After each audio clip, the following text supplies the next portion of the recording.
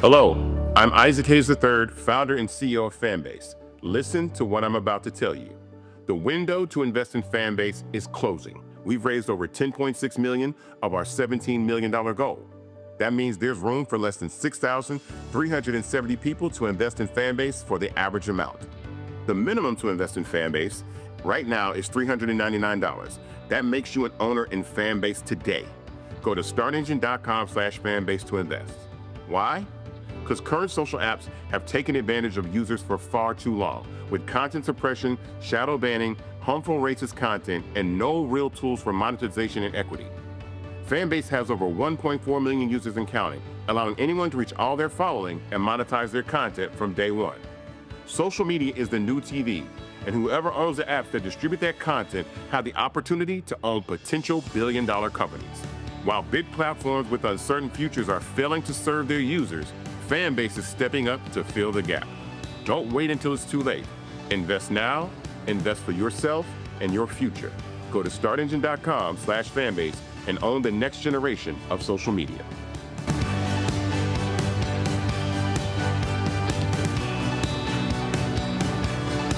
Black Star Network is here. Hold no punches. I'm real revolutionary right now. Support this man, Black Media. He makes sure that our stories are told.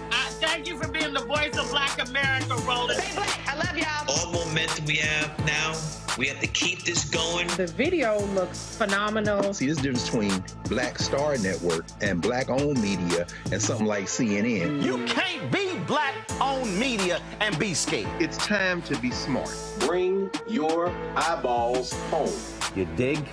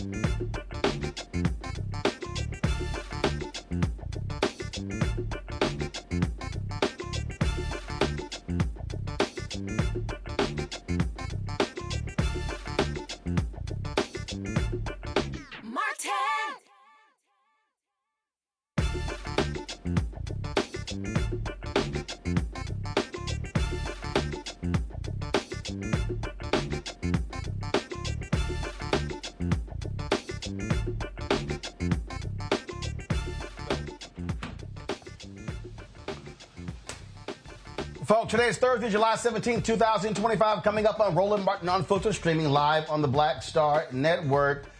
Democrats in the Senate walk out of a hearing where Republicans won't even allow them to share their thoughts about one of the most despicable federal judges Donald Trump has ever appointed. We'll show you what took place. Also, Senate Democrats vote 51-48 to cut funding for NPR and public broadcasting PBS. Republicans are ecstatic because they've been crying about, oh my God, they're so against us for so long. They're idiots. Also, how dumb is Donald Trump's prosecutors? They literally want a cop who was found guilty of the death of Breonna Taylor to serve 1 day in jail. 1 day in jail. Yep, that's real. Also, Tuberville, we know he's an idiot. He literally says if you want to hang around illegals, you should be deported too. This guy's just dumb. We'll show you that whole deal as well. So, plus we talk about what happens when you're in prison and you got to make phone calls. Why does it cost so much? Well, Democrats cut those fees. Republicans now say, nah, what the hell? Charge them out the wazoo. We'll talk to the FCC Commissioner who was on the commission who actually pushed this through. Folks, it's time to bring the funk on Roland Martin Unfiltered on the Black Star Network. Let's go. He's got it. Whatever the miss, he's on it.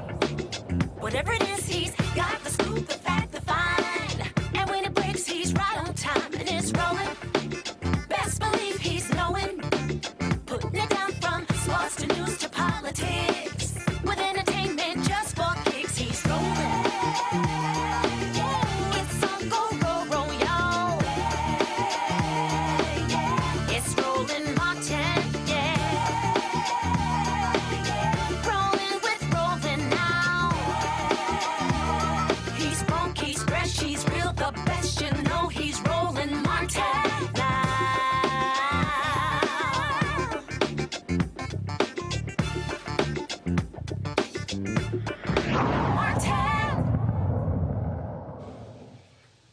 I've told y'all many times Republicans don't give a damn about rules or customs. They do whatever it is they want to do. And today, in the Senate Judiciary Committee, same thing happened. Normally, when you vote on advancing judges, both sides get to talk. Republicans are like, you know what? We don't want to hear what y'all have to say. That pissed off Democrats. So they literally walked out of the meeting. And Senator Cory Booker laid into him. Watch this. To pass jurisdiction and pass precedent. Why are you doing this? This is outrageous. This is a kangaroo court. That's all we have here, Mr. Chairman. This is wrong. To violate your own rules without going by the mandates of the parliamentarian. This is unbelievable. There's a way to do this. If you want to force this through, if you want to ram this through, there's a way to do it in accordance to the rules as spelled out by the parliamentarian. It is simple. It is clear. There's a pathway to achieve what you're trying to achieve. But, sir, this lacks decency. It lacks decorum. It shows that you do not want to simply hear from your colleagues. This is absolutely wrong. And, sir, this is to me one of those moments where we are not showing common respect for each other on both sides. I have sat here when we were in the majority and listened to my colleagues' arguments, listened to their passionate statements, and then we voted. This is not that. This is us simply trying to rush through one of the most controversial nominees we've had under this presidential administration.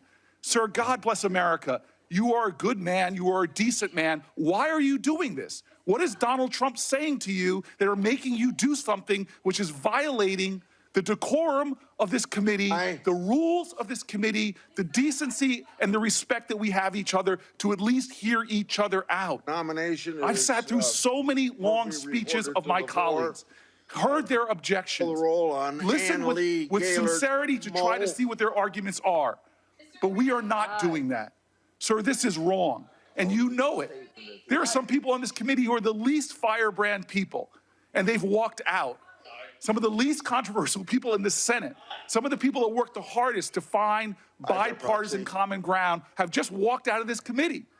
And you don't even seem to care, but I know you do. I know your heart, Senator Grassley. This is wrong.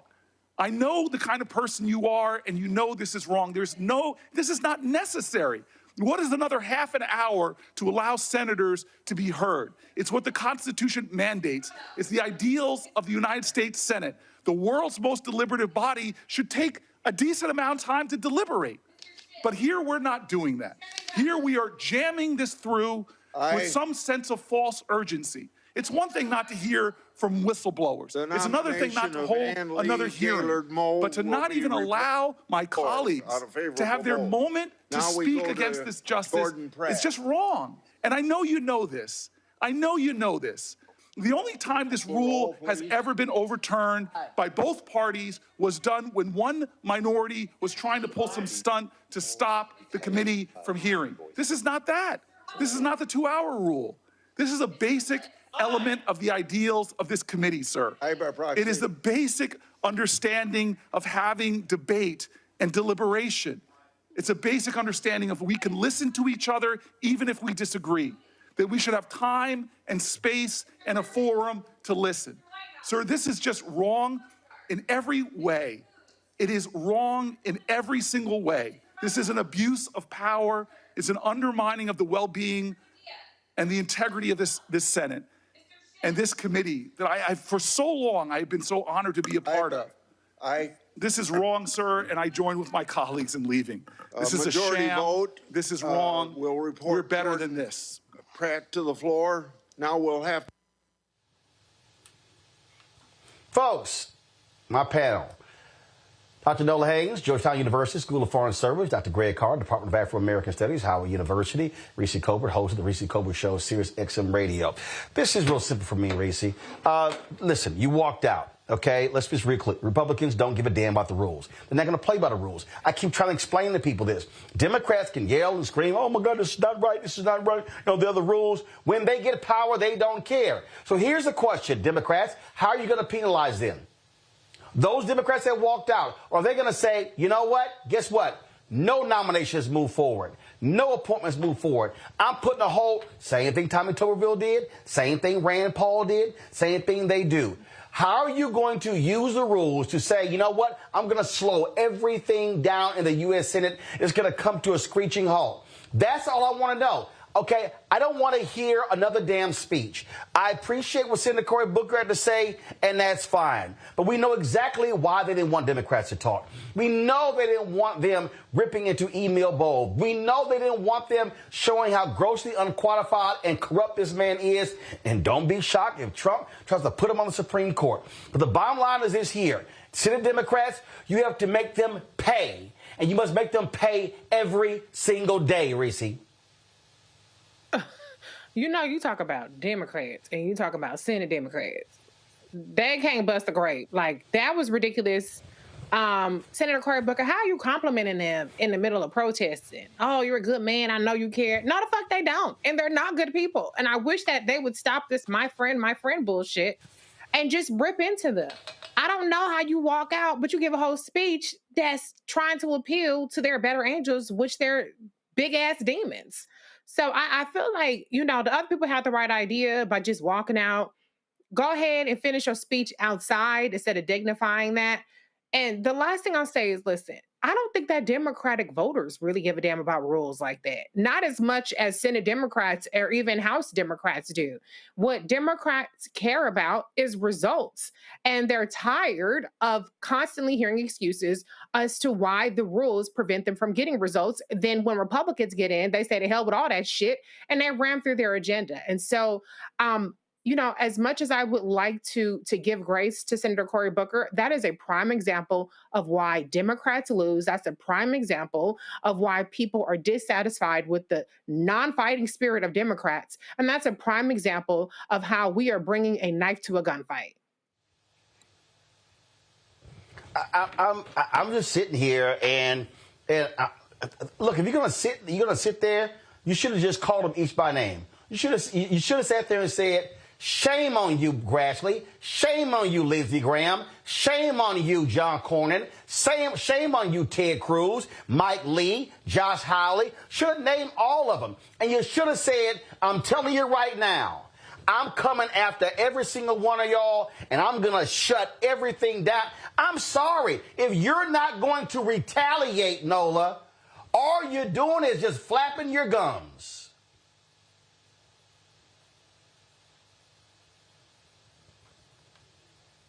Nola, if you don't hit that damn mute button,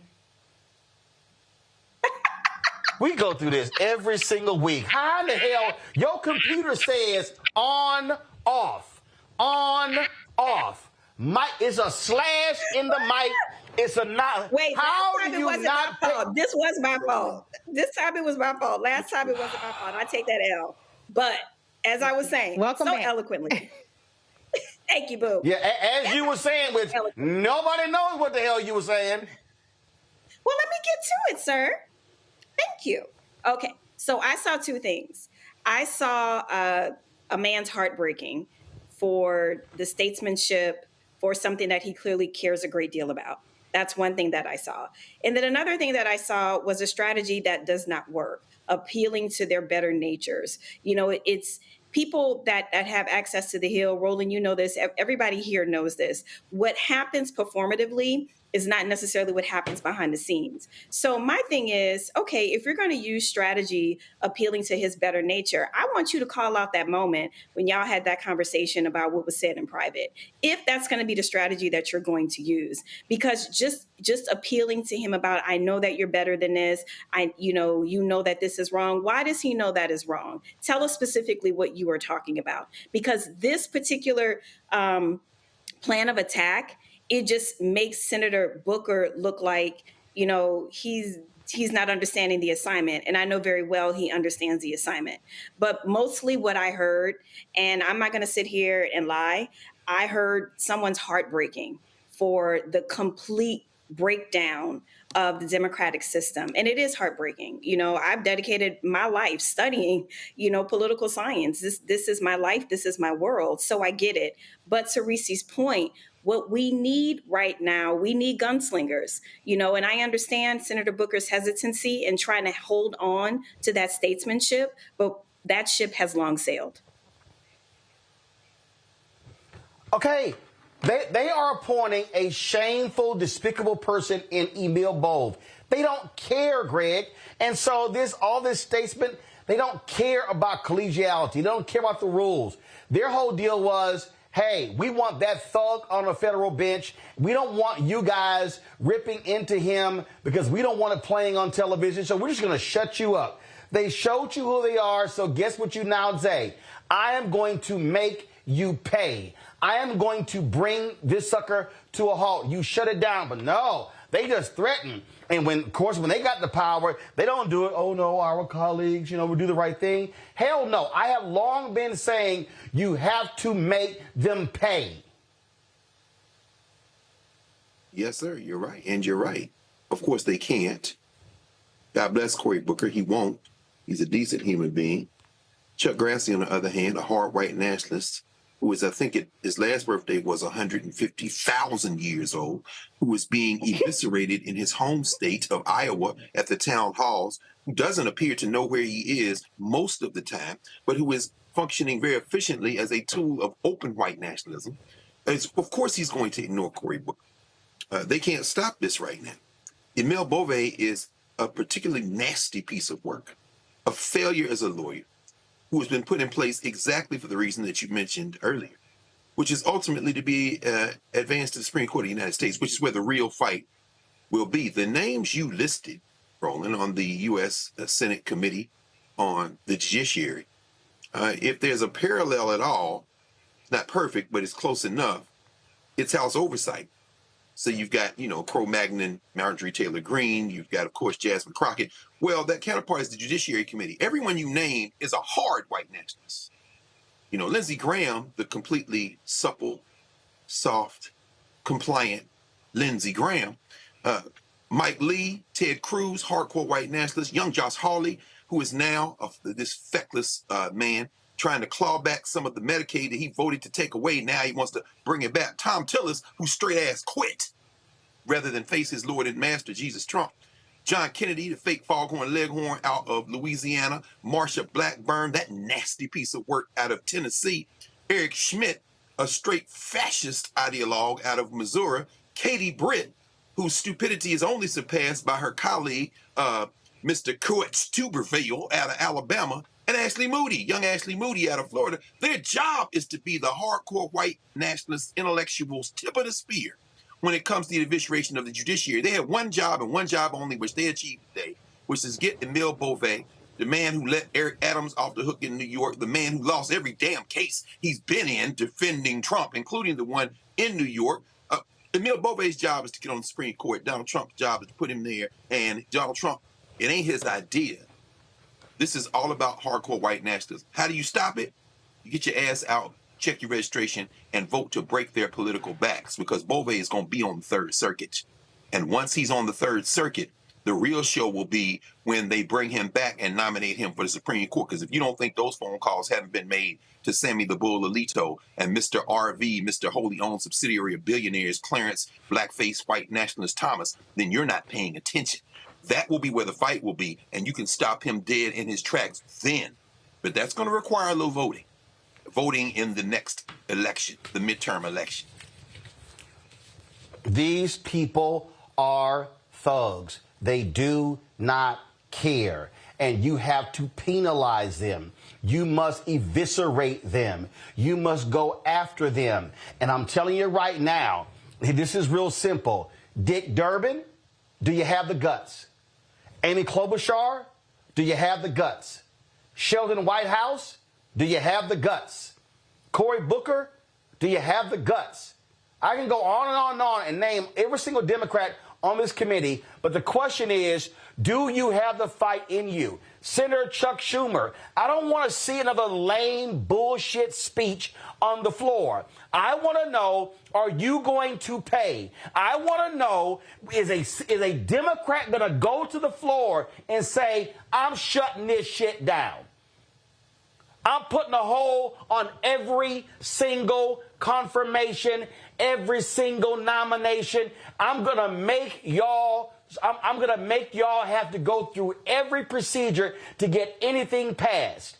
Do you mean to tell me there's not one Senate Democrat that has the guts to do that? Brian Schatz, where you at? Gillibrand, where you at? Warnock, where you at? Also Brooks, where you at?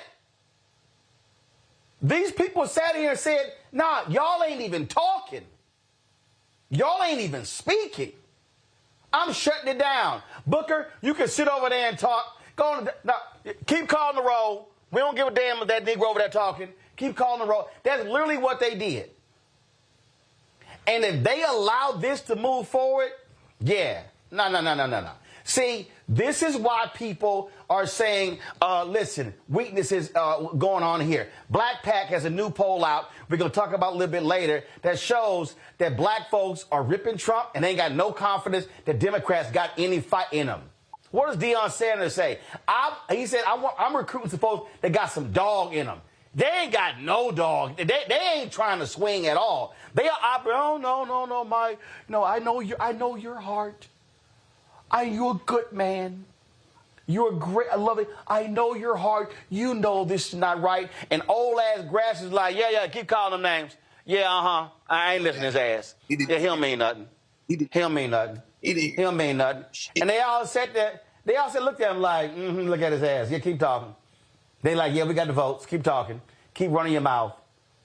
The only way you stop people is when you make them pay. You have to who does Cory Booker think wants that? Who does he, like, you giving a whole grand speech about, I know your heart, I know you a good man.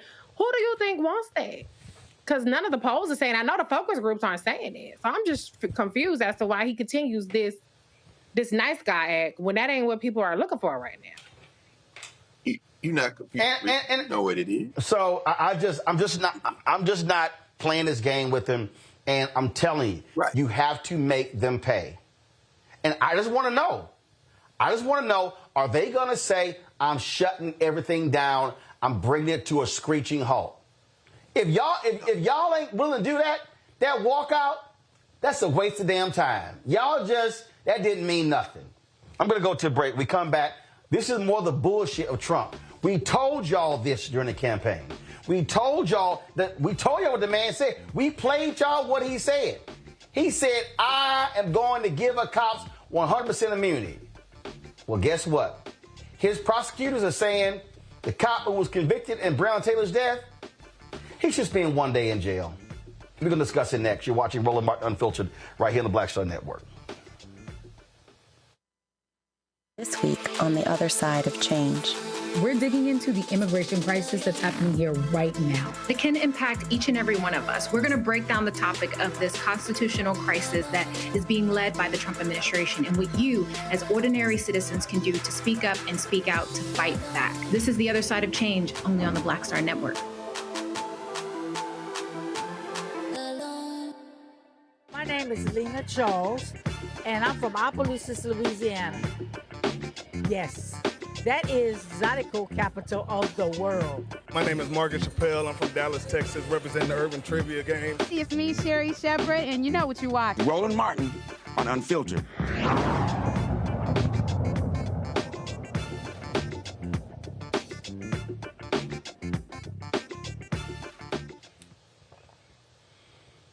All right, folks, after 5 years, the Department of Justice is recommending that a former police officer in Louisville, Kentucky, who was convicted of violating Breonna Taylor's civil rights when she was shot and killed by cops in 2020, serve just 1 day in jail. 1 day. Brett Hankerson, a former Louisville officer, was found guilty last year on one count of depriving Taylor of her civil rights after firing multiple shots through a bedroom window during a botched police raid. The proposed 1 day sentence would amount to time served, meaning Hankerson would not return to jail. Spent 10 months in jail. Taylor's death became a flashpoint for the Black Lives Matter movement and one of several high-profile cases that ignited nationwide protests against police violence in 2020. Now, again, he wasn't convicted of murder. And keep in mind, you had hung juries. And then, of course, this took place on the federal level. Well, here's what's so crazy about this, that none of the prosecutors, none of the career prosecutors signed this deal. This is one of Trump's appointees that did so. Because it goes to show you what he already said. They want to let cops off. They want to let them off. This is what they do. And it's shameful and despicable. Joining us right now, one of the family attorneys for the Breonna Taylor family, Alina Baker, managing partner, Baker & Westbrook. How are you? How you doing? Well, I've been better. I'll say that. But today's been a rough day. Absolutely. So, again, say time served. So how many months has this officer been in jail? He's not been in jail for any months. He has only served, the 1 day is when he went to get booked, posted his bond, did the paperwork, and got out. So he's only been in jail probably less than 2 hours. And that's what the prosecutors are his sentence to be. So when the prosecutors say time served, what the hell does that mean? Those few hours that he did, that's it. It's a slap in the face to the work that the career prosecutors have done. You know, I do want to acknowledge and commend Kristen Clark, the prior Assistant Attorney General, and her career prosecutors, Mike Songer and Anna Gottfried, who worked very hard to get the conviction of Brett Hankerson. 2 trials, because the first was a hung jury, and then securing the conviction back in November. They worked hard. They are not the individuals who signed this memorandum. They changed prosecutors yesterday, and the prosecutor who signed this memorandum did not even have the decency, was such a coward that he could not even talk to Breonna's family. So this is also a coward, Harmeet Dillon. She is the person Trump nominated as the Assistant Attorney General for Civil Rights. She was the one asking the judge in this case to sentence him to 1 day in prison. This is the New York Times story. This is what she wrote. She first of all called this excessive. She called the prosecution excessive. Quote, in this case, 2 federal trials were ultimately necessary to obtain a unanimous verdict of guilt. Well, that that happens. The jury's verdict will almost certainly ensure that the defendant, Hankerson, never serves as a law enforcement officer again, and will also likely ensure that he never legally possesses a firearm again. Oh, well, excuse the hell out of us. Of course, he's now a felon. He was fired from his job 5 years ago. And she literally goes, oh, he's paid a substantial penalty for his actions. It's horrible. He shouldn't be able to have a firearm. He shouldn't be able to serve as law enforcement. He terrorized the streets of Louisville, Kentucky for way too long, and he finally got his just due. And what he is being sentenced for is violating the civil rights of Breonna Taylor. They made so many mentions of he did not kill her. He was not charged with killing her. He was charged with violating her civil rights. And a jury, an all-white jury, found that there was sufficient evidence to convict him, and they did. And what's interesting is, according to the sentencing report from probation and parole, the guidelines, what he should be facing, and what I hope the judge does sentence him to on Monday, is between 135 months and 168 months. I had to get my calculator out, divide those by 12, and we got 11 and a half years to 14 years is what he should be looking at. But here you have prosecutors playing politics and asking for 1 day. And I just hope the judge sees through this and gives this family the justice that they deserve. Yeah, and actually, when you look at the total numbers, he actually faces a maximum sentence of life in prison. I mean, that's what the maximum could be, but you have sentencing guidelines. And the reality is this here, which we might as well understand is going to happen. If this judge ignores Trump's DOJ, sentences him, we know Trump is going to pardon him. Yeah. But with that being said, this judge should still tell Trump's DOJ to go to hell. Yeah, I agree. And if they want to let him go, they need to do it. They have put this judge in an unfair position to say, give him 1 day, to deviate so drastically from the sentencing guidelines, which that's what this system that's not even meant for us in the beginning is supposed to be, They justify the discrepancies in crack and cocaine because of sentencing guidelines, right? They live by these sentencing guidelines, but here they want you to deviate so substantially to go from 11 and a half years being the minimum in the guidelines to 1 day. They're putting the judge in a horrible position. And if you want to let him out, if Trump's DOJ wants to let him out, it needs to be Trump that does that, not this judge. Yeah, I mean, that's the reality of what we're dealing with. We talk about what happens in so many of these cases. And it's absolutely frustrating when it happens. I look at another case, former Philadelphia police officer Mark Dial, who fatally shot a person, was released on parole after he was sentenced. It got, the dude... I mean, again, same thing. What happened in that particular case? They're like, well, my partner said he had a gun, but he didn't. Mistakes happen. The guy ends up dead. And it's kind of like, what? This guy served 10 months in prison for voluntary manslaughter, and now he walks out. I mean, this is what goes to show what people are fighting about. This also says what happens in this country, where you have these folks on the right. They do not believe cops should pay any price for what took place. So whether it is Hankerson, whether it is Mardal, they don't care.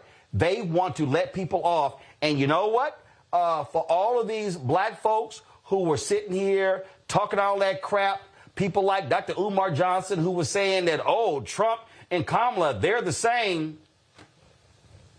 Do you actually think President Kamala Harris's DOJ will be recommending 1 day in jail for Brett Hankerson? I don't think so. Yeah. And it's absolutely true. And it's one of the, you said you warned the people. I warned the people. I said we cannot afford to have a Trump DOJ.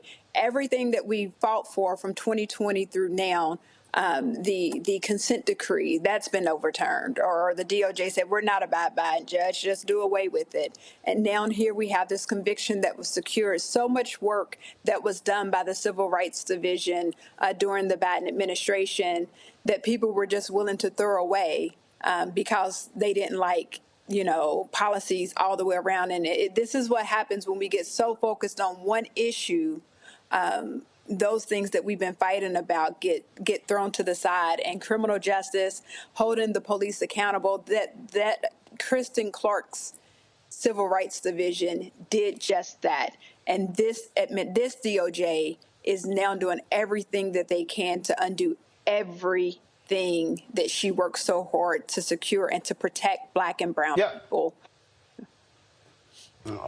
Yeah, absolutely. And it's sad, it's despicable, and people just need to understand that when we spent so much time talking about the importance of voting, and then you had all of these idiots, tangibles, what are tangibles? Well, guess what? Kristen Clark, being the head of the Civil Rights Division in the Department of Justice, that was a damn tangible. Getting these convictions, Ahmaud Arbery, Breonna Taylor, some of these, that was a damn tangible. But those same people are silent as hell right now. They are real silent right now about stuff like this. They're real silent about Trump getting rid of the consent decrees. They're real silent about all these actions that they're taking that are anti-Black, but these are so-called hotep Black conscious folk. That's what they claim to be, but they're silent right now. And then they say, oh, well, y'all were just saying that stuff because, well, we didn't think it was going to happen. Well, guess what? And we're only 6 months in. We still got 3.5 more years of this absolute idiot being in the White House.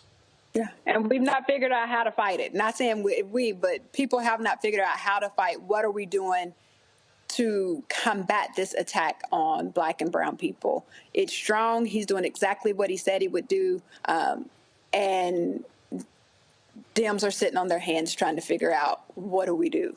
And it's like, fight back. Fight back. Yep. Absolutely. Anita Baker, we appreciate it. Please give Breonna Taylor's mother our regards. Thank you. To my panel, Greg, I mean, we walk through this every single day. And that was a drop off of Black voter participation. And then you had a whole bunch of loud, ignorant, dumbass Black people who were sitting here on social media, on YouTube, running their mouths, don't vote, tangibles. If they don't give us this, we ain't voting. No, we survived slavery. We survived the last 4 years of Trump. We can survive 4 more years. What these idiots don't understand is that Emil Bove nomination, they are relishing putting Klansmen, white supremacists, on the Supreme Court. They can't wait to replace Alito and Clarence Thomas with a 45 or 48-year-old federal judge who is going to be so hard right that they so far right they'll be damn near left. These folks, they want to shut it all down. I have consistently said they want to defund Black America. They want to strip everything when it comes to civil rights. They want to strip economic rights. They want it all. They absolutely do. And I confess, I say it consistently. I confess to having a bit of, I'm enthusiastic. I won't call it euphoric yet. Those of my friends who are well-studied, as our friend Gerald Horn calls them, our friends on the left, whose basic argument for saying that we live in a duopoly and voting doesn't matter in those contexts, that this has to get worse before it gets better. Well, that's the theory that we're in now. They're absolutely Klan. They're absolutely Klan. Harmeet Dillon, another nasty piece of work heading the Civil Rights Division. Her little friend, her in-house counsel who pushed this forward, they're Klan adjacent.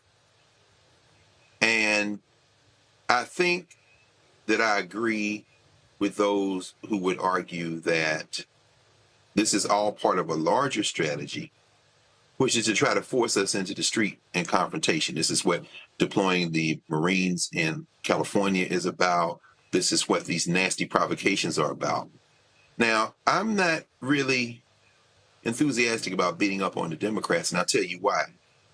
Because they seem to believe that this is a country. And people get a little irritated when I say it's not a nation. It's a state with a lot of different nations in it.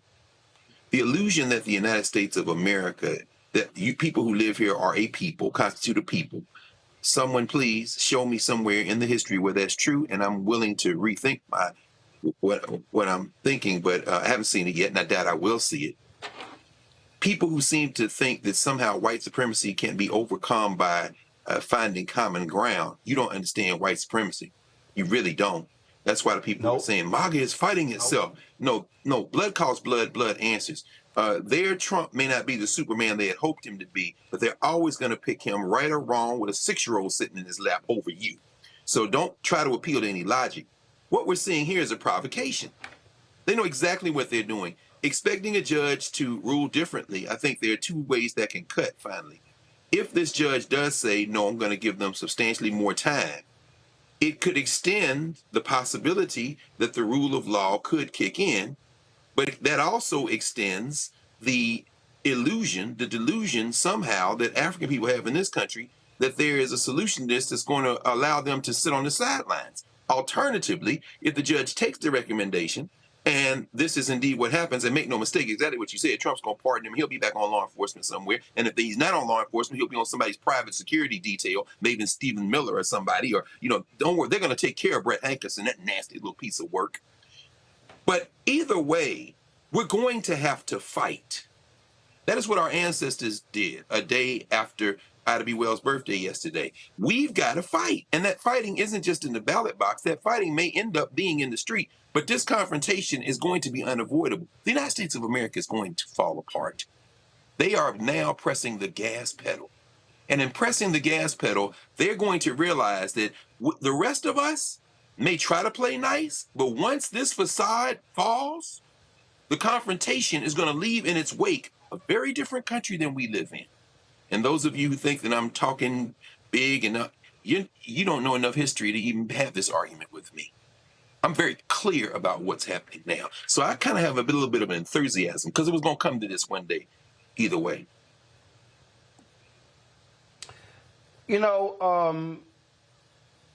Reese, and I've seen this in other group chats. Folks like, oh, they're trying to bait us, But you know what? Whether folk want to own it or not, when them Latinos fought back against ICE, people responded. See, we know he wants to invoke the Insurrection Act. We know this. But they are counting on people being afraid. They're counting on people being too scared. And if there was ever a moment where they have to be met with massive protests, this is that moment. But it cannot be gathering just for the hell of it. It has to be not, well, we're going to be in this city or we're going to have this protest. No. It has to be a strategic protest that is around voting. See, you've got mayoral elections in New Orleans in the fall. You've got the Virginia House and Senate race. You have to make them pay politically. And so you must be utilizing protests that, first of all, mobilizes people. Then once you mobilize them, you organize them, and now you direct them to a certain thing. But these people cannot believe that they have a free license to do what they're doing. And they do have a free license to do what they're doing. Debate was November 5th. The fuck? They literally put out a 900-page document that said they were going to do all the shit that they're doing. Project 2025.Observer says they're 61% complete with their DOJ objectives, one of which being undoing the consent decrees that related to Breonna Taylor, that related to George Floyd and Ahmaud Arbery, and Tyree Nichols down in Memphis. So they already know they can do exactly what the fuck they doing, because who gonna check them? They pulled our punk card in November, and 89 million people stayed home. Donald Trump ran on giving police officers immunity. He said the same shit in front of you, Roland, and ABJ. Oh, the one with the water. He never backed down off it. He never lied about what he planned to do. He said it was going to be open season on Black people. When he got in, one of the first things that he did was pardon an officer in D.C. who killed a black person. His DOJ has been letting cops who have been convicted of crimes out of jail, off the hook. And this is another example of it. Republicans have been saying forever that your black life doesn't matter. Breonna Taylor was 26 years old when her house was raided based off of a faulty warrant, faulty surveillance, shot into like guns of the Navarone. And this DOJ under Trump has said that her life is worth one day. That's it. That's the trade-off between 60 plus years being taken off her life and the life of a white cop. One day, a minor inconvenience for him. But this is who they told us who they are. This is who they told us what they were going to do. And we allowed it to happen, along with MAGA, who voted for it enthusiastically, along with people who stayed home. We had the capacity to say, hell no, we're not going back. That was Kamala's slogan. We're not going back. And what do? We had lower turnout and lower support for Kamala Harris than even Hillary Clinton got. And I heard super predators a million times when Hillary Clinton was running, and yet Kamala Harris got less votes. So they know that they can do what they're doing. I don't think it's a provocation. It is y'all ain't gonna do shit. And they might just be fucking right. Nola, when you sit elections out, you get what you get. And for the people who go, oh my God, I didn't think it was going to go this far. I mean, again, you can't say they didn't tell you. They said it. We warned people. Yeah, y'all shilling. Yeah, y'all know who y'all are. Y'all know. If I had to do a roll call of all them Simple Simon Negroes, yeah. If I had to, don't get me started. I could run the tables on Vicky Dillon, Boyce Watkins, Tariq Nasheed, Umar Johnson, Philip Scott. Oh yeah, Black Authority. All y'all. Look at them, they shilling. Look at them, they shilling for the Democrats. They just chill. Yeah, look at y'all just shit. But ask Breonna Taylor, mama, how she feel today. Ask Tamika Mallory and the folks at Until Freedom who literally moved to Louisville, fighting 5 years trying to make this thing happen. Folk who invested time and energy, got COVID, folks was sick and all that sort of stuff. But we listened to a whole bunch of folk, Nola. Yeah, y'all just shilling. Y'all out there, y'all supporting Kamala. She ain't doing nothing. We ain't backing her with. Oh, they were all running their mouths. But it's amazing how silent they are today. They ain't saying nothing, Nola, about Trump screwing those black folks in Lowndes County who got sewage backing up in their houses. They ain't saying nothing about the black folks in Cancer Alley where they canceled the lawsuit who've been dying because of the petrochemical companies there. They ain't saying nothing about the black folks who got screwed for voting rights and housing rights in Texas. Oh, they ain't saying nothing about them. They ain't saying a damn thing about them wanting to get rid of the DBE federal program. They ain't saying nothing about any of this stuff. They ain't saying jack. And these are the same folk who love talking about fight. We're going to have a topic coming up next. They ain't saying nothing how under a Democrat appointee on the FCC changed the damn law when it came to how many folks were getting overcharged for making phone calls in prison. Republicans got in and said, no, we throwing that out. We're just going to discuss that next. I'm sorry. I forgot, Nola. What no tangibles. Yeah, all y'all FBA, B1, ADOS assholes. Well, guess what? All that complaining y'all did, welcome to Trump MAGA America. I hope y'all are having a great time. Nola, go ahead before I go to break. You know, I have this saying, ignorance is seductive. And there has always existed in our community this kind of contrarian nature for the sake of being contrarian, for the sake of, being performative, for the sake of making a point that isn't really there. But I'm interested in pragmatism. I'm interested in voting for policies that make my life better and that make the lives better to people that I care about. And for whatever reason, those folks who are seduced by, this facade that Trump Republicans, that MAGA folks are open and welcome. They welcome you in. I've heard this several times. And I'm like, wait a minute. So the same group of people who welcome people in during the campaign, and then those same people are on social media saying, oh, look, I went to this event, or look, I'm in this group chat and they're treating me bad. They're calling me names. They're calling me out of my name. So it's just so many very interesting variables when you think about the Black folks who decided that voting for Trump or not voting at all would be the same as.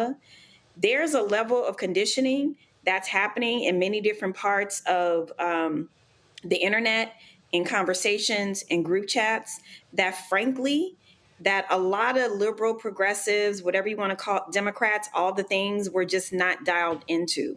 I was at a dinner just a few weeks ago, and there are, these different gatherings of folks in foreign policy, and the glaze over is still there because people are just now starting to realize that we were existing in a bubble. Well, I'm being generous when I say we. As a Black woman, I don't have, I can't exist in a bubble. I have to clear-eyed every single day.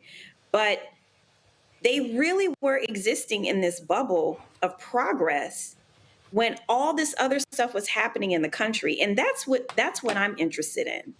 I'm interested in, what are we missing now? I mean, we're so busy dealing with all the shenanigans every single day from the Trump administration. But what are we missing now? Those same folks, Roland, that you're talking about that are being quiet, what are they doing, though? Are they still plugged into this MAGA machine? Like, I'm very curious about this. They grifting. They grifting. They grifting. I don't That's live what in they that doing. world, so they I don't grifting, know. which is what they were doing. Which is what they were doing before. And I love the Negroes who are like, yeah, we need to be supporting Black-owned businesses, and fools, we losing contracts left and right. See, again, I ain't got time for them. And that's why, because normally I ignore these fools. But again, no, it's amazing how quiet they are. And they holler, do for self, do for self, do for self, do for self. Somebody sent me a video of that little fool from Georgia I had on.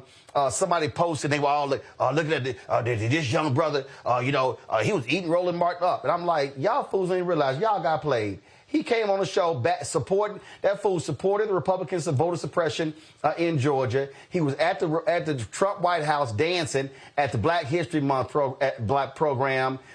He had supported Brian Kemp over Stacey Abrams, and he was hollering about, yeah, we don't need no government help. Yet he was trying to get a school building for his school from the government, the school district there. But again, the Simple Simon Negroes fell for the okie doke, not even realizing he was MAGA the entire time. And we have to understand that there are some gullible Black people who fall for folk who come to us who yell do for self, who don't give a damn about our community, but they fronting. But then you got the people who love running their mouths, talking about trying to shame somebody. Yeah, you this and you that, and you a shield, and you supporting Kamala, and you a Democrat. Well, let's see here. If I got a white supremacist who is going to employ a white supremacist like Stephen Miller, and who says to me, I want to give cops 100% immunity, I want to shut down all civil rights programs, I want to shut down all affirmative action programs, if that's on this side, and on this side, I got a Black woman who talked about, all y'all Negroes, she said she wasn't going to do nothing specific for Black people. what did he say he was going to do specific for black people? But we got a black woman over here who fought for record amounts of money for black contracts through the SBA, HBCU funding, black maternal health, and a host of others. But then y'all Simple Simon Negro said she wasn't black enough. Oh, but we know he white enough and orange, but she wasn't black enough. So if you think that's the choice I had between that fool and her, you goddamn right I was going with her. I would be a stupid fool to say I'm a side with the white supremacists against my people. Man, y'all got me confused. And Roland, can I just say something real quick about her policy? What'd you say? Real quick, come on. I got my next guest. I wanted to say specifically about her wanting to help caregivers. Okay, about her wanting to help caregivers. That affects black people. All these folks who think that magically you're not going to age, your parents are going to age one day. And that help that black lady wanted to give y'all going to be wishing for it. Trust and believe. That's all I have to say. All right, we're going to go to a break. And the next subject we talk about, y'all, has a disproportionate impact on black people and black families and black finance. Oh, but all of the pseudo super conscious Negroes, quiet. Matter of fact, we should be hollering where the fans at. We should be saying where the conscious Negroes at. Clack, clack. Folks, support Roland Martin Unfiltered and the Black Star Network. Join our Bring the Funk fan club. You want to contribute to us via Cash App, use the Stripe QR code. You see it right here. Click the Cash App pay button to contribute. You can also, of course, use the QR code for credit cards, checks and money orders, make it payable to Roland Martin Unfiltered. Send it to P.O. Box 57196, Washington, D.C., 20037-0196. PayPal's R. Martin Unfiltered, Venmo RM Unfiltered, Zelle, Roland at RolandSMartin.com, Roland at RolandMartinUnfiltered.com. Back in a moment.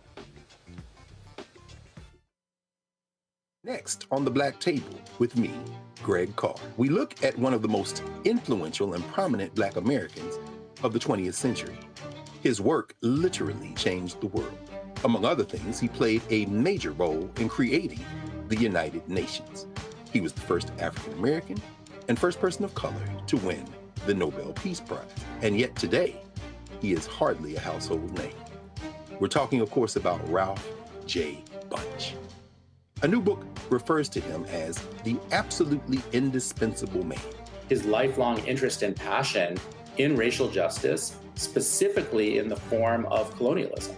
And he saw his work as an activist and advocate for the Black community here in the United States as just the other side of the coin of his work trying to roll back European empire in Africa. Author Cal Rostiala will join us to share his incredible story. That's on the next Black Table, here on the Black Star Network. This week on The Other Side of Change. We're digging into the immigration crisis that's happening here right now. It can impact each and every one of us. We're going to break down the topic of this constitutional crisis that is being led by the Trump administration and what you as ordinary citizens can do to speak up and speak out to fight back. This is The Other Side of Change, only on the Black Star Network. On the next Get Wealthy with me, Deborah Owens, America's Wealth Coach, Black women are starting businesses at the fastest rate than any other segment. However, finding the funding to build them is challenging. On our next Get Wealthy, we're going to talk with author Catherine Finney, who wrote the book, Build the Damn Thing. And she's going to be sharing exactly what we need to do to achieve success in spite of the odds. As an entrepreneur of color, it's first, building your personal advisory board. I think that's one of the things that's helped me the most. The personal advisory board are the people who are in the business of you personally, and want to see you succeed. That's right here on Get Wealthy, only on Black Star Network. What's up, everybody? It's your girl, Latasha from the A. And you're watching Roland Martin Unfiltered.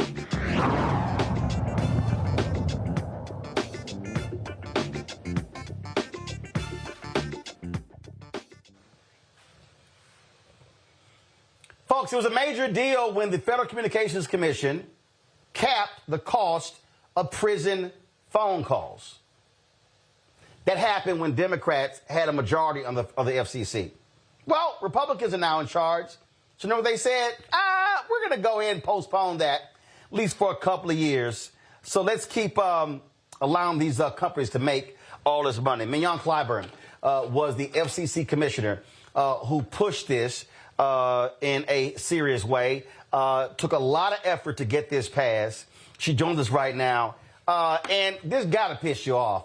All that hard work, and not just the hard work. People don't understand how families are being utterly ripped off by these prison phone calls, Mignon.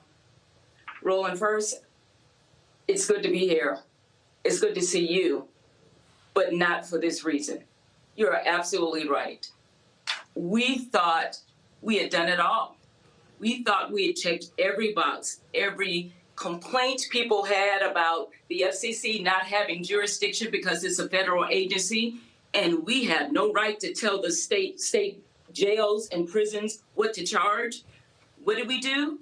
We lobbied and lobbied in a legal way for an agency, and others got out there and went to Congress and said, please pass a bill. Guess what? Congress passed a bill. And not only did they pass a bill, it didn't give the FCC forever and a day to come up with a series of rules and regulations to rectify this wrong. It said you have up to 2 years to do so. So April 1, these rates went into effect. And June 30th. And Mignon, what happened here was a small group. I'm reading from the Prison Policy Initiative. I'm going to pull this up in a second to show folks. A small group of sheriffs complained about this, and they got the FCC to do this. And the FCC chair is Brendan Carr, who voted with y'all on this. He voted to put into place, he concurred in part. He did mention he had some concerns, but yes, he did vote for this direction. And yes, you are absolutely right. Almost out of nowhere, he said, we have issues. There are security concerns. There are issues that honestly, Roland, each and every step we took addressed all of the issues that the people who are complaining now, mostly those who have an economic stake in this, are bringing to the fore. And I just, honestly, I was quiet for a couple of weeks because I was just so devastated over this decision. We did everything by the book. We did cartwheels to ensure that we had jurisdiction. We had an open process that took almost 2 years to let every single person have an opportunity to weigh in, including the sheriffs, including these companies. And we struck a balance just about as perfect as it could get, to have rates as low as 6 cents a minute, to ensure that they weren't bringing in all of these phantom, I call them, unjust and unreasonable charges on top of that. Because keep in mind, some of these companies who are providing these services aren't just providing services for telephone. They're doing the commissaries and the like. And on and on and on, we're seeing this economic exploitation that for one moment, for less than a couple of months, we thought we were in the driver's seat. And here we are, someone who is defying Congress. Congress passes laws, not the FCC, but this person said he's going to put his thumb on the timepiece and said, we up to 2 years, we're going to look at and address the issues that we've been looking at and addressing for more than 20 years, Roland.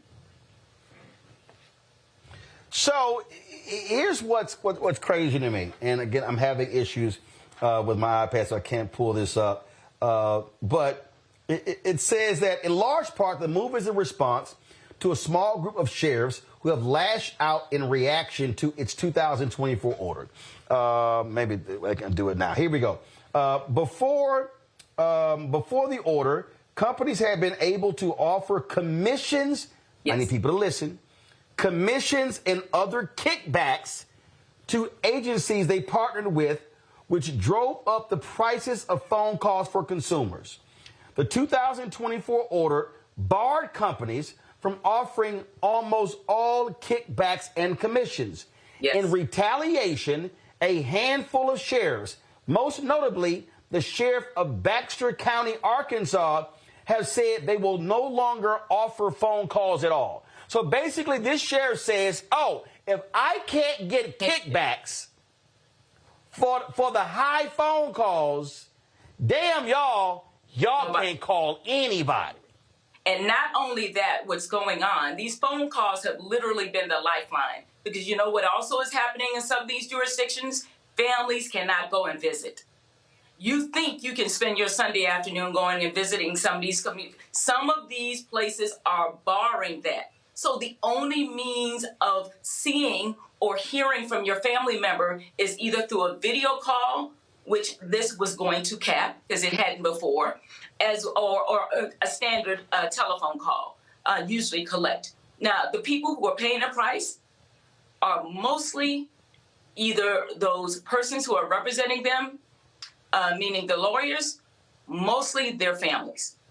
And what had been happening as rates got more just and more reasonable over the past few years, this is not our first rodeo when it comes to this. You saw usage rise. When people can afford to do something, they do it. And so you saw more people. Whoa, Meghan, hold on. You say usage rise. Well, let's show people why. This is, again, from the Prison Policy Institute. These are the numbers, okay? The old phone rate caps. Prisons, 14 cents a minute. Large jails, 1,000 plus, 16 cents. Medium jails, 350 to 999, 21 cents. Small jails, 100, 349, 21 cents. Very small jails, 21 cents. So you see right there, small jails, they were charging 21 cents a minute. The new phone rates were 6, 7, 9, and 12 cents. The new video rate caps were 16 cents, 11, 12 cents, 14 cents, 25 cents. And so here's the reality that people need to understand. So what this means is that your loved one, you got somebody who's in prison. So if they were being charged 14 cents in the old rates, now they're being charged 6 cents.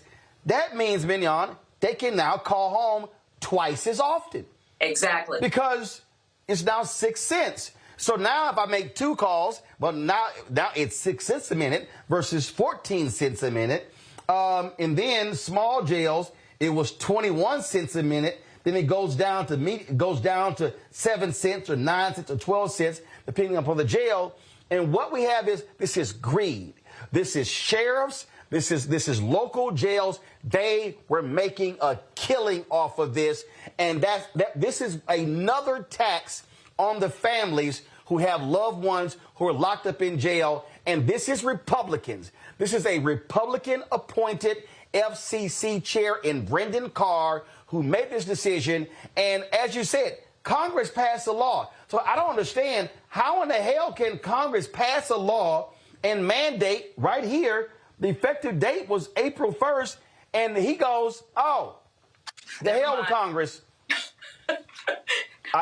It's unbelievable. Y'all ain't got to the hell with the law. I'm going to tell y'all, we don't have to now impose this. This is crazy. I have never seen anything like it. When I sat on that bench with my colleagues, mostly from the other side of the aisle, you know what they would say to me? I don't tell Congress what to do. Congress tells me what to do. Well, Congress spoke. And guess what? They're not doing what Congress said to do. And I really do not understand this. It boggles my mind. The same people I sat next to who said we are to follow the law, not make the law. We are to interpret it strictly in a manner in which it was presented.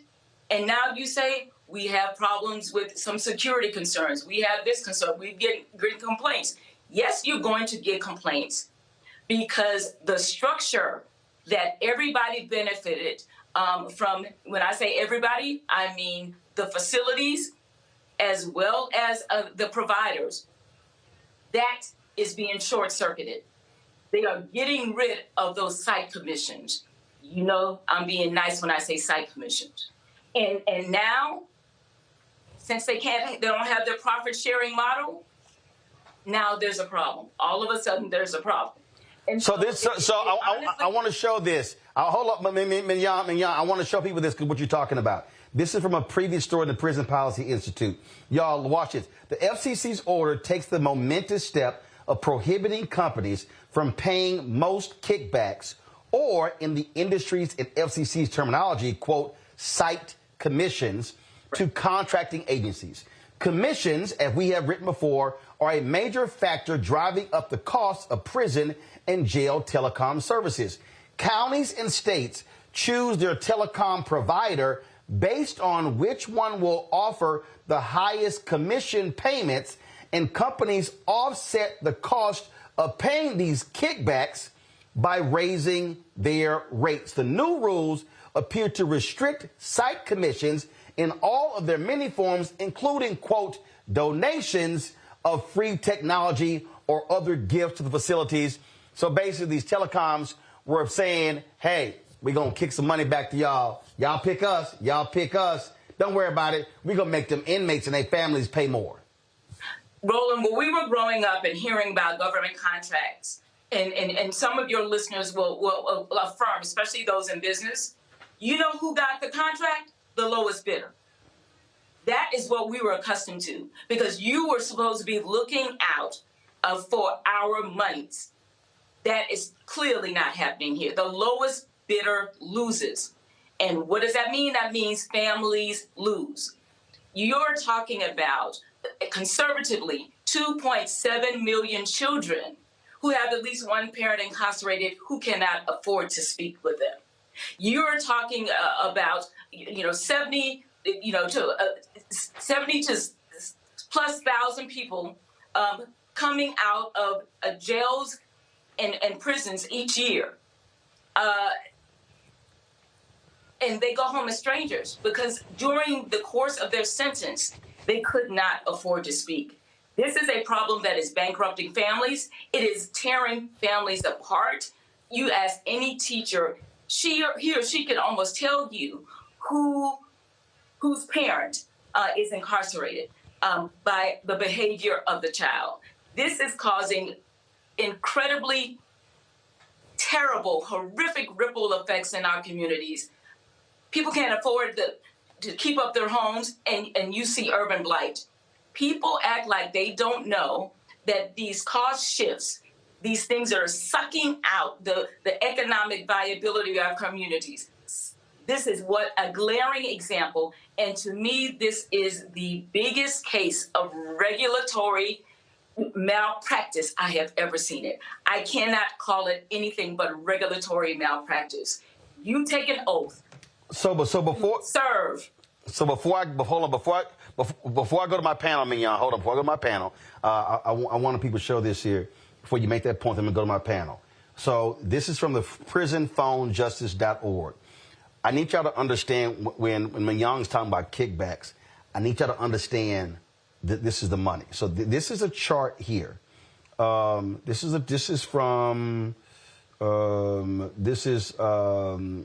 welcome to the Prison Phone Justice website maintained by the Human Rights Defense Center. Y'all watch this here.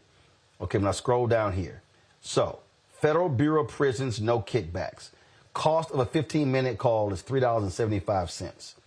Alabama, this is kickbacks paid by families. Alabama, $3.9 million. Alaska, $1.1 million. Arizona, $8.2 million. Arkansas, $2.5 million. California and Colorado, no kickbacks. Connecticut, $5 million. Look at that. Connecticut, cost of a 15-minute call, $4.87. Florida, 5.1. Georgia, 8 million. Hawaii, 200,000. Idaho, 849,000. No kickbacks in Illinois. Indiana, 1.6 million. Iowa, 677,000. Louisiana, 3 million. Maine, 367,000. Massachusetts, 2.3. Michigan, $9 million. Mississippi, 42,000. Minnesota, 625,000. Missouri, Montana. Look at Nevada, $5 million. North Carolina, $7.6 million. Oregon, $3 million. Tennessee, $4 million. Texas, $6.76 million. Utah, $1 million. Vermont, Virginia, $3.7 million. Washington State, $3.8 million. Those numbers are astounding, Mignon. And Roland, let me just say this, and I don't mean this wholeheartedly. If those kickbacks / site commissions were going to the benefit, 100% of the benefit of those incarcerated, I might be a little softer. But we need to follow the money. And there's examples after examples of a motorcycle here, something else there, that does not benefit those who are incarcerated. So, look, we've got a broken system that the last administration attempted to finally fix. Now, it took the FCC more than a decade to even move and act. Keep that in mind. The FCC was not fast moving under any administration to do this. What we finally did, it took a number of years, a number of tries, a number of court decisions that did not work in our favor, but we were not going to stop. And even when I left the FCC, I was not going to stop. Now, I am upset, as you can tell right now, but I am not going to stop. This is a wrong-headed decision by my former colleague, and we are going to be out there voicing our opinions and supporting the direction in which this agency should have continued, and hopefully he will get the message and will rescind his pause on justice for those least likely to be able to speak and to stay connected with their families.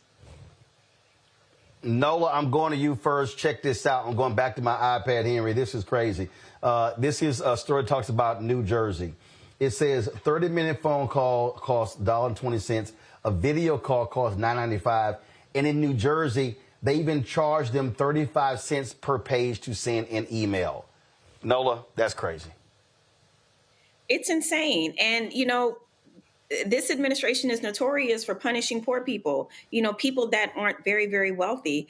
As this Epstein stuff keeps rolling out, and this article tonight and the Wall Street Journal, if this, you know, bears out this kind of communication that Trump was having between Epstein, bragging about having everything. And, you know, what do you do in life when you have absolutely everything?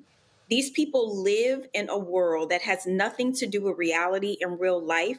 And honestly, I'm at the point where I believe that this is kind of like their entertainment, that punishing people that are impoverished, punishing people that that need a little extra help, you know, that seems to be their form of entertainment, just like lynchings, when people would gather with their families and they would stand around the tree, take photos, take mementos. It really does feel like that. And you are charging people in prison who are already being punished. And then you're not only punishing them, you're also punishing their families even further.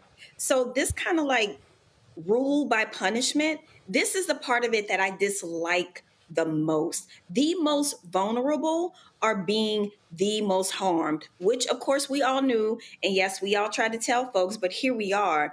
And the thing for me is, what can be done? You know, we're seeing Republicans already trying to play tricks with voting in 2026. What happens if that stands? What recourse do we have then? I'm curious about, if you can hear me, about Chevron. I'm not an attorney. So that Chevron decision that bears some mention, how can the FCC do this under that doctrine? that was, overturned. Tell me, how can the agency make the decision to pause like it just did unilaterally? I don't understand it. Do the rules apply differently? You can answer that better than me. It's beyond frustrating, and that's the part of it. Commissioner Clyburn, Reese? I'm curious. Can you hear me? Okay. Yeah, go ahead. I'm curious. We have a huge problem in this country with recidivism, and obviously depriving people of outside contact during their service, during their prison term. I would assume increases their likely to recidivate. Do you have any information on that aspect and how ultimately by penalizing families who have to pay for these calls and penalizing inmates, we're actually increasing the likelihood of people to return to prison? You're absolutely right. I can get you more specific, but let me give you an example. I was up in Newark a few years ago, and I was going to speak with a number of those incarcerated about what and where they are and how much this meant to them to be in touch.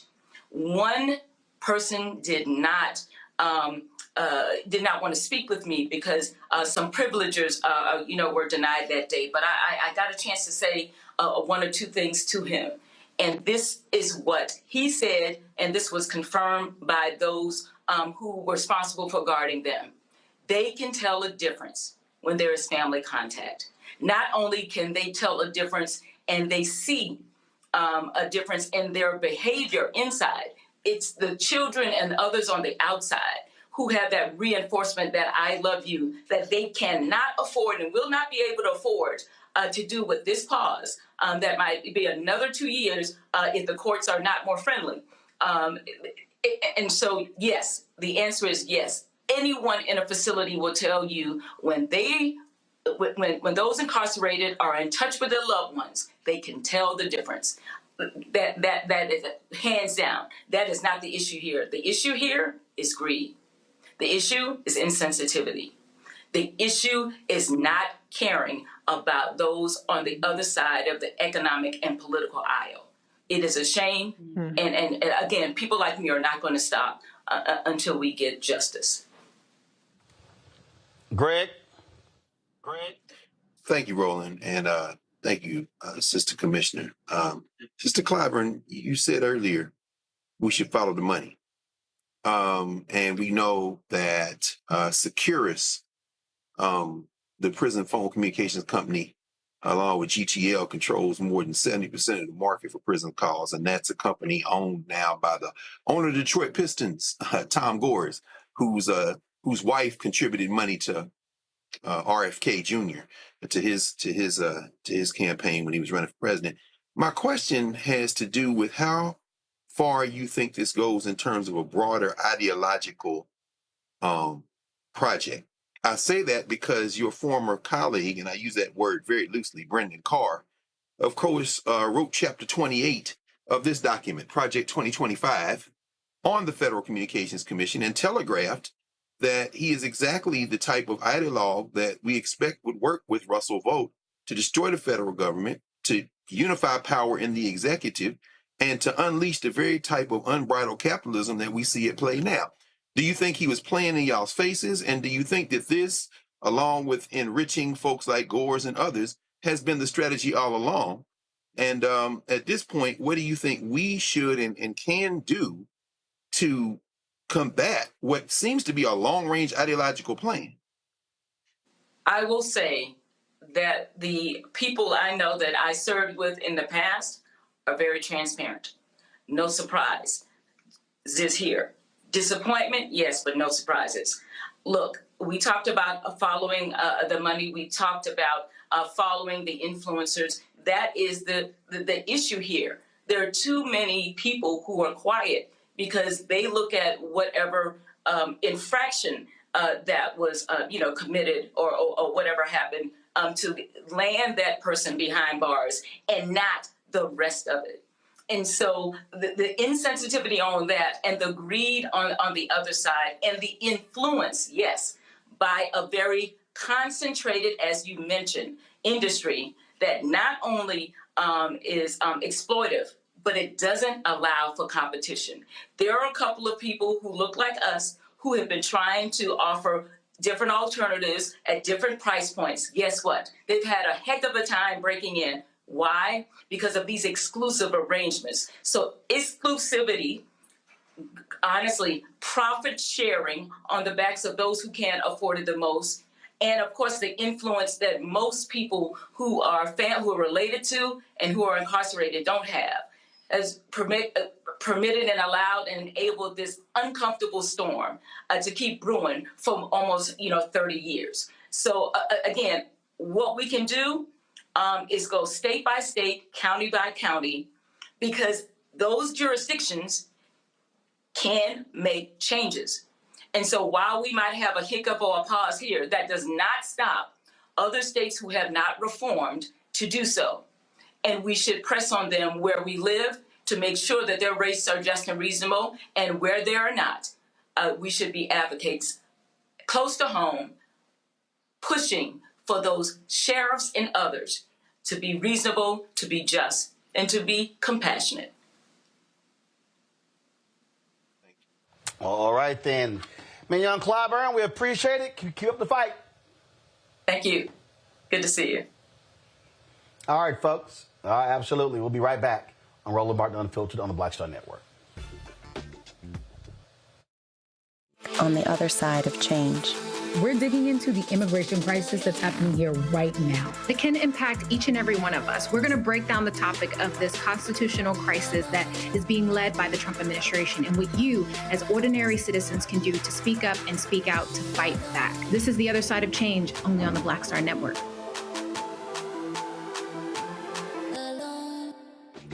I'm Marissa Mitchell, a news anchor at Fox 5 DC. Hey, what's up? It's Tammy Roman, and you are watching Roland Martin Unfiltered.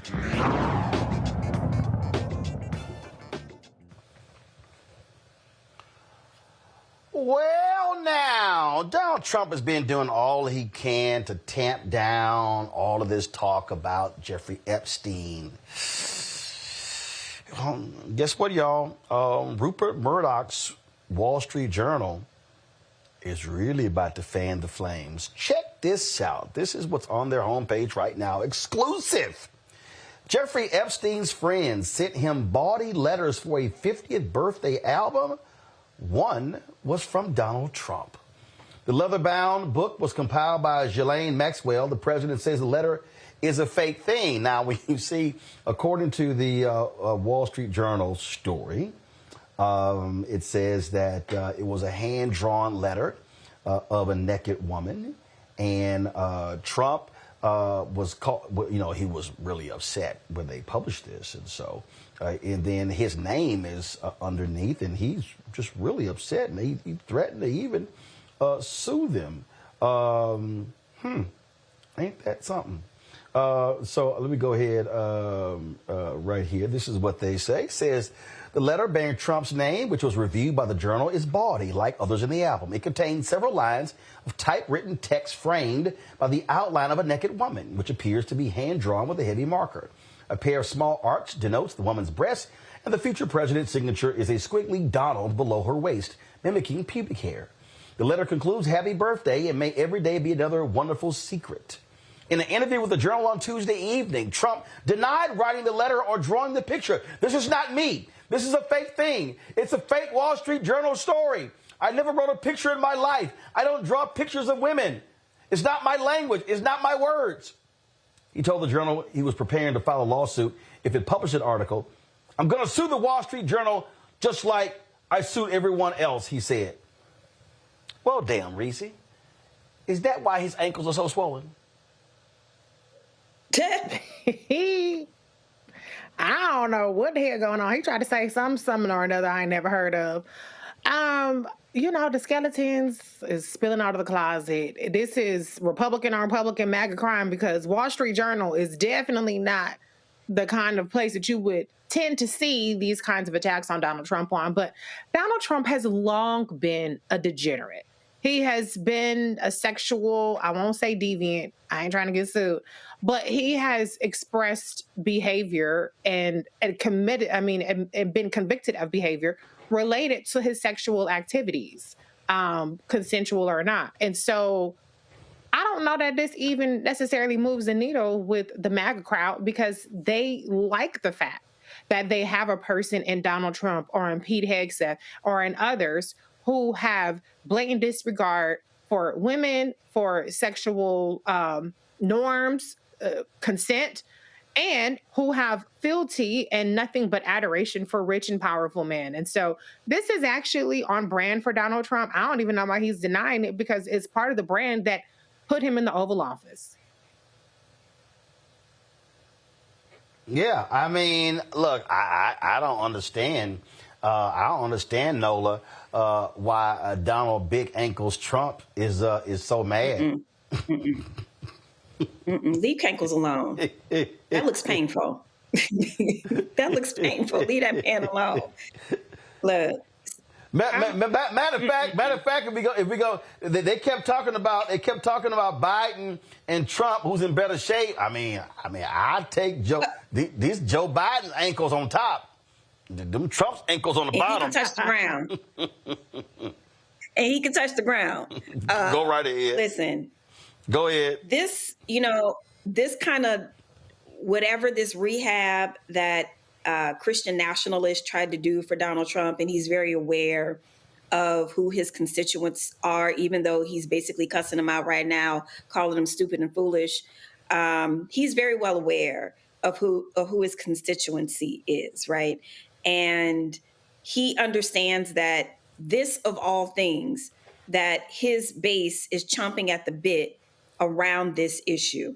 So it's not like he necessarily cares about being perceived as a ladies' man. I mean, he came up in a time where, that was legitimized and that's who you wanted to be portrayed as, right?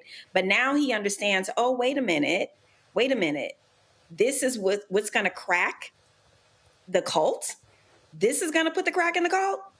So he's trying to do everything that he can to disassociate, like he does. I mean, he could be palling around with somebody for years and talk about, I don't know them person. Sorry to that man. I don't know you. He's famous for doing that, but he can't do that here because he made campaign promises, many of which he has not kept. But this is the one thing that MAGA seems to be really, really interested in. And so he's going to do everything in his power, because the one thing he also knows is that 26 is coming up and things haven't necessarily gone to plan. So this is the one issue that he's going to spend an inordinate amount of time trying to backpedal his way out of. But this doesn't seem to be going away like the rest of the stuff, like with his little ear and the ketchup or blood, whatever that was supposed to be, like the other stuff that just disappears and go away. This does not seem to be disappearing. Well, it's not going away, Greg, because MAGA was the one that fanned the flames. Look at this here. Look at Charlie Kirk. This is not how Trump talks at all. I don't believe it. Nah. That's y'all freaky deaky, big swollen ankles fool. We know he was palling around with Jeffrey Epstein, but see, they can't handle it. See, they kept talking about Bill Clinton. Everybody, nah, it's y'all boy. That's your, that's not mine. I don't write that. I don't draw it. Hey, guess what, Greg? The Wall Street Journal is owned by Rupert Murdoch. They basically said, dog, we got the goods. Go ahead and try to sue us. Go ahead and try to sue us. And guess what? Trump can threaten all day, Greg. He don't want that deposition. No. And, it really is an intriguing moment for all kind of reasons. As we are talking here, I don't know what the state of Donald Trump's health is. I don't know what his ankles look like or his wrists. I will, however, take as an article of faith that every word that comes out of his mouth is a bold-faced lie. So I don't know what his health status is. Plus, Peter Thiel and Musk and them have an insurance policy in the Manchurian Candidate Junior Varsity Vance. The question is, can they advance their agenda without their signing pen? Donald Trump. Trump is the reason that these white nationalists who have been engaged in a 60-year project to capture the federal government and beat us back after all those years of black liberation struggle. Trump is their useful idiot, their convenient for their convenient tool. The question is, can they continue the agenda? As you say, all this stuff is distraction. Russell Vogt is running the playbook. Reese laid it out a minute ago. That tracker, that Project 2025 tracker, they are moving full steam ahead. All this is distraction. Now, if Trump dissolves over this, and not because everybody will stop backing him, because again, and I think I agree with Mike Harriet, who was writing on his website, Contraband Camp today. You know, if you think white people simply going to abandon Trump because he lied, then you don't understand white people. They know he's a liar. Now, there's that, but here's the question. If there are enough in that handful in the MAGA formation, the ones who thought that Hillary Clinton was feasting on babies on Connecticut Avenue at the pizza shop next to Politics and Pros, if there are enough of them to stay at home during the midterm, see, that's what Steve Bannon's afraid of. He's saying we could lose 40 seats in the federal legislature. We could lose the election in 2028. He's absolutely right. You don't need everybody. You just need a few. But we know, and you've talked about this, this snack over this last week, Trump has been calling these quote unquote influencers and saying to them, y'all need to chill. And they haven't responded yet. Alex Jones, of course, broadcasting from his car while he prays that this Sandy Hook thing will go away. Littleface, Charlie Kirk, and all them, Candace Owens, who's basically looking for anybody she can shake down for $3. They haven't fallen in line yet.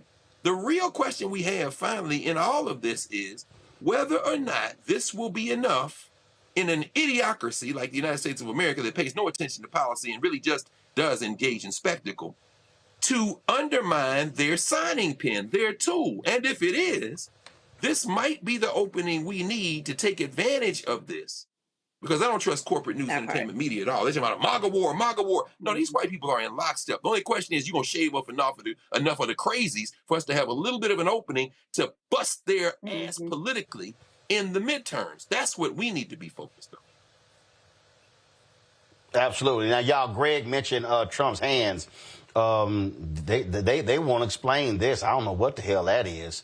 I mean, he got jacked up hands. His ankles are swollen. They try to come out today. Well, you know, he's been treated. He's in perfect health.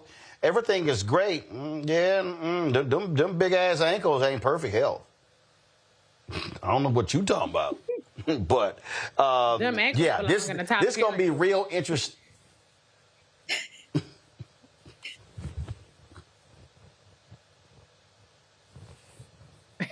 All y'all going to hell. I'm just saying, no fast food and dead meat. Just get his ankles I'll be very happy to go. Yeah. If hell is where they're not, then that's just fine. I said if hell is where they're not, well, that's just fine. As Elijah Muhammad say, we worried about hell after death. The hell is on earth. Shit. We already in hell. We ain't got to go nowhere. Shit. You ain't lying. Hey, look, what I can't wait. What happened to young Dan Cameron? They throw their own Negroes away. Oh yeah, he can't raise no money. He can't raise no money. I don't know what's going on. Yeah, he can't raise. He can't raise no money. He can't. They done told him, we don't want your black ass gone. Move along. So yeah, move along. So I just. Listen, you know, it is what it is. Let's talk about them fools in Arkansas, critical race theory. On Wednesday, a federal appeals court handed Arkansas the green light to enforce its classroom ban on teachings about systemic racism and inequality. Y'all, this is the same state where they had the Little Rock Nine. The 8th Circuit ruled that students and families can't force schools to teach what the state wants silence, declaring curriculum is up to politicians, not the courts. This decision overturns the lower court's move that blocked the ban. Arkansas's Attorney General is already touting it as a win for voters. But student advocates warn this ruling opens the door to more government censorship in classrooms, shutting down honest conversations about race and history. It's such a trip that Arkansas wants to spend all of his time talking about stuff like this here. I saw this tweet. Hold on, I think it's from Jamel Hill. She was responding to that fool Sarah Huckabee because Sarah was just so excited by this ruling. Let's see if I can find it. She was like, girlfriend, why are you getting all excited when you look at the illiteracy rates in Arkansas, and that's the one that just cracks me up the most. How these folks, Lord have mercy, they kill me. Like y'all hollering about systemic racism, critical race theory, when literally you are at the bottom of education stats in America. Y'all got some other stuff y'all might want to be focused on. You know what's always been interesting to me about this argument? You know, I went to UCLA for undergrad. One of the homes of critical race theory. And critical race theory for legal education, for higher education is definitely at the college level. And I'm very curious what these folks are actually calling critical race theory. Is it anything about Black people? Is it anything about Black history? Yes. Critical race that's literally theory? Nola. That's literally Nola. Christopher Rufo literally said that. He literally said it in a tweet. Their strategy was that if anything that comes up that's Black, that's brown or whatever, they want to associate it with critical race theory. And that's why they attacked critical race theory in 2022, woke in 2023, DEI in 2024. So their whole deal is all of it is critical race theory. You're trying to explain that, this is a legal theory. They don't care. Basically, their whole deal is, now, that's them Negroes. Now, they can't use the N word. They can't go there. But they're like, all that, critical race theory, that's it. Oh, them contracts, critical race theory. End up, no. Oh, fellowships, critical race theory. Hold up, internships, critical race theory. So the strategy is, that's it. That's all they want to do. They want to scare white people. Right. So here's my rejoinder. Right. Have we not caught on yet? Do we not have a counter to this? Because you just laid out the different. You just laid out a timeline. You know, CRT, DEI. But that is the counter. But white folks don't want to deal with it. White media doesn't want to deal with this. That's my whole book, White Fear. Okay, I literally had a Black anchor on national television hit me and say, Roland, I would love to have you on my show, but my white producers don't like your title. And my response was, you know, I talk about those same white producers in the book. This is the whole point. I have been personally emailing a couple of white hosts on mainstream television. They don't want to touch it, Nola. They don't want to call a thing a thing. They don't want to say it's all designed to hype up white people. It's other things. It's other. That's what it is. So the reason it hasn't been properly addressed is because white media does not want to talk about it because it's also them. Mm-hmm. Yeah. That's why. It's abundantly clear. Reese is abundantly clear. They don't want to deal with it. This is about whiteness, and they don't even want to use the word white. Well, here's the thing. Okay, Arkansas, y'all won. Now, what's your prize? Brokies. Like, y'all got child labor that Sarah Huckabee put up in there. Y'all still gonna lose all kind of Medicaid expansion. All kind of people gonna be kicked off with food stamps and SNAP. After school programs gonna be cut. All kind of infrastructure going to be cut. So what show white people don't have to learn about Black people prize? How is your life better? They rounded up immigrants. Trans people is banned. DI is dead. And you still broke and you still white and you still mad. Congratulations. Greg? That part. Yeah, you know. Okay. We just passed the anniversary of the Scopes Monkey trial. If y'all had to go see Inherit to Win, the play, you know, Williams Jennings Bryan versus Clarence Darrow in the courtroom, all over whether you should teach creationism or evolution in schools in Tennessee. These are theocrats. They are theologians. They are hardcore Christian. I won't call them Christian. They're hardcore religious extremists. Slow-eyed Sarah Huckabee, whose Christo-fascist father was visiting Bibi Netanyahu's trial in Israel yesterday. He said slow-eyed? They have, slow-eyed. You know, the eyes kind of slow. It's S-L-O-E, kind of, you know, looking another way.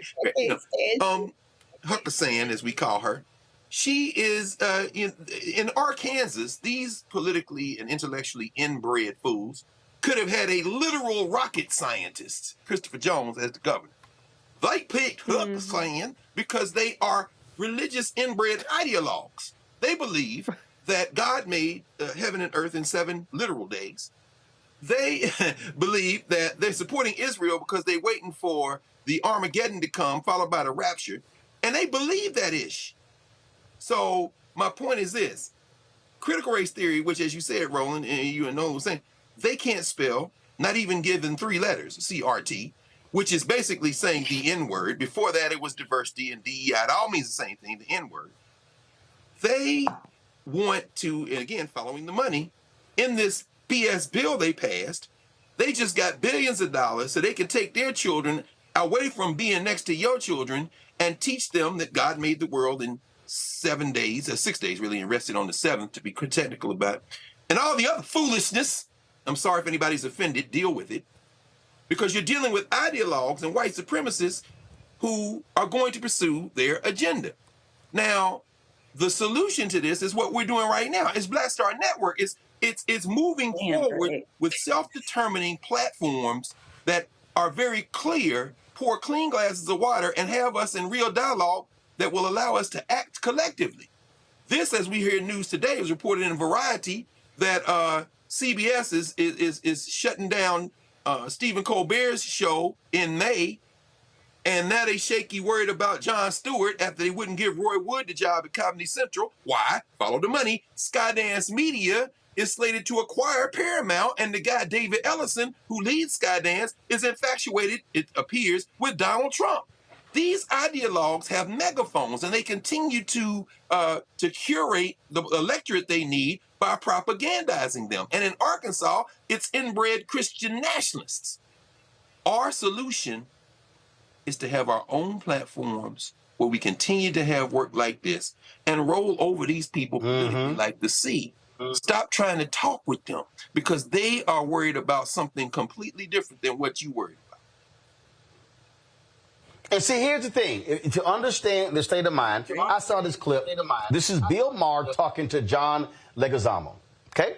This right here says all you need to understand. How even so-called liberal white people like Bill Maher, just listen to this bullshit. Say, is he a racist or not? He's an 80-year-old, or soon to be a year away from 80-year-old guy whose father was a virulent racist. Oh, yeah. And he marched with the KKK. His father was arrested. His father was definitely a racist. And his grandfather was a pimp? Like, of the times. Like, the people are a product of their times. He is a product of his but some of us overcome our times. Yeah, exactly. That is absolutely true. He hasn't overcome that. That is true and fair to say. But he's not on the level of racism that Stephen Miller is. No, nobody's at the level of Stephen Miller's racism, and who's the architect of all this mass deportation. Grew up here in Santa Monica with Latinos, and I guess they bullied him, and he's got a chip on his shoulder over that. See, here's why I crack up with, oh, he's a product of his times. I'm sorry, were there no non-racists when Trump was born? I mean, I love it when they say the same thing about the period of slavery in the country. I'm sorry. Do anybody remember who this guy is? I mean, I don't know, maybe, but I'm just kind of saying, this guy right here, name was John Brown. I guess he wasn't a product of his time. I guess, Greg, there were no white abolitionists. I guess there were no members of churches who said this thing is wrong. I guess there were no white people who met in the office of William Trotter's The Guardian in Boston when they created the Niagara movement, which actually led to the creation of the NAACP. I guess those white people were not living in the same time as Trump's dad. So to Bill Maher, no. We can excuse the racism because, he's a man of his time. Yeah. Well, Bill Maher has been a soft white nationalist. It's funny, isn't it, Roland? It's funny, isn't it, y'all, how when these folk, and I give Donald Trump this, absolutely. He has an eye for the type of visual you need to rally your troops. The people he has curated around him absolutely came from central casting if you're talking about a hillbilly horde. As Bill Maher ages, he looks more and more like his politics.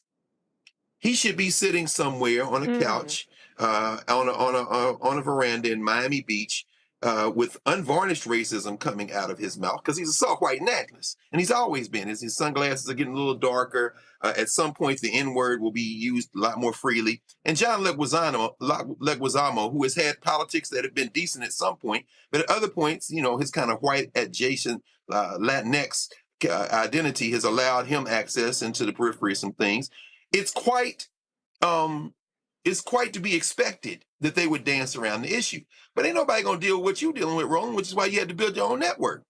John Brown was in Kansas. In Arkansas, they had something called arsenic. What was that? That was Arkansas SNCC, which had white folk in it. They fly in the face of the very type of solidarity politics that prevailed in the civil rights movement, that said we're going to put working class interests together, that led to the rise of the Rainbow Coalition, whether you want to call it with Fred Hampton in Chicago or Jesse Jackson and Push in the wake of Operation Breadbasket, as you have walked us through countless times. But ultimately, it all comes down to this. Bill Maher still has a show on HBO with increasingly fewer viewers. You get rid of Colbert, you might get rid of Jon Stewart, but guess what? More people right now are watching Gil's Arena, watching basketball talking shows. Stephen A. Smith then signed another $11 trillion contract with Sirius while he's vomiting all over the airwaves. And in all of that noise, you got a few people punching. You got you punching Black Star Network. You got what Tiffany Cross and them are doing with their podcast. Native Land Pod. You got people trying to put together tours like what they did with this kind of going around the country, this listening tour, this For the People Power tour. And we're this close to linking up. But you know what the metronome has been in all of this? It's been the Black Star Network. This is the one that comes on day after day, week after week, month after month, year after year at this point.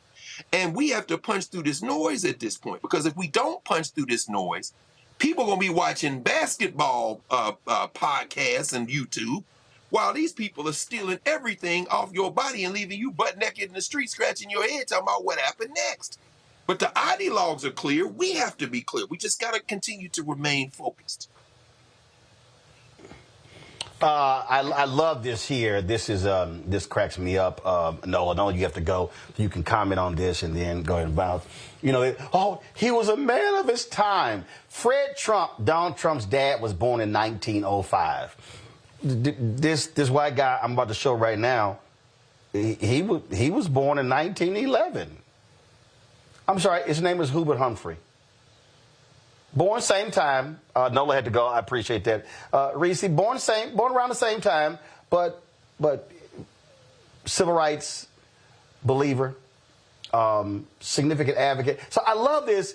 He was a product of his time, as if there were no white folks then who were not violent, racist, and who, against Bill Maher, all white people marched for the Klan.